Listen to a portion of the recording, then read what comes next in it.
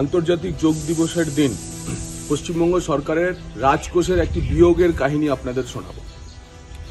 এখন তো গজা প্যারার বিলির সিজন চলছে, যেখানে সেখানে মিষ্টির দোকানে যান, শুধু গজা ভাজা হচ্ছে আর প্যারা তৈরি হচ্ছে। আপনি জানেন এজন্য কত খরচা হচ্ছে রাজ্য সরকারের? 42 কোটি টাকা। ইতিমধ্যে গতকাল পর্যন্ত 32 কোটি টাকা বিভিন্ন জেলা শাসক এবং কলকাতার পুর কমিশনারকে দেওয়া হয়েছে। নবান্ন থেকে নির্দেশ দেওয়া হয়েছে আরো 10 কোটি টাকা দিতে হবে।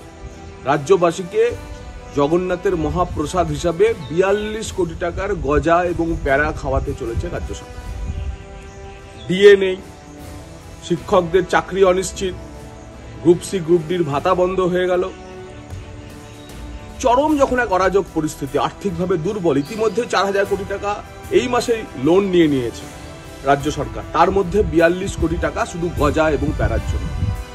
শুনলে আরো আশ্চর্য হবে, কারা দিচ্ছে জানেন এই গজা এবং প্যারা? কারা বিলি করছে? হিটকোর ম্যান্ডেট কি? টোকেন, অ্যাপ্রিসিয়েশন এবং অ্যাওয়ার্ড, এই হেড থেকে এই টাকা দেদার জেলা শাসক এবং পুর কমিশনারদের দেওয়া হচ্ছে। হিটকো হচ্ছে হাউজিং ইনফ্রাস্ট্রাকচার ডেভেলপমেন্টের ম্যান্ডেট, অর্থাৎ সরকারের প্রমোটার, সরকারের ডেভেলপার। তার কাজ বাড়ি বানানো। তাও মেনে নিলাম যে মন্দির না, জগন্নাথ কালচারাল সেন্টার নামে হিটকো না হয় একটা বাড়ি বানিয়ে দিয়েছে, একটা মন্দিরের নাম দেওয়া হয়েছে তার। কিন্তু গজা প্যারা কি করে বিলি করে হিটকো? হিটকোর ভেতরের আমলারাই অত্যন্ত ক্ষুব্ধ এই ঘটনায়। কিন্তু মাননীয় নির্দেশ, হিটকোকেই গজা প্যারা বিলির টাকা দিতে হবে। এবং হিটকো কোথা থেকে টাকা পাবে? তারা সরকারের থেকে টাকা চাইছে, এরও ফান্ড ডাইভার্সন করে এখানে ওখান থেকে সেই টাকা টাকা দেওয়া হচ্ছে এবং বিলি করা হচ্ছে। এই রাজ্যটা রসাতলে গেছে।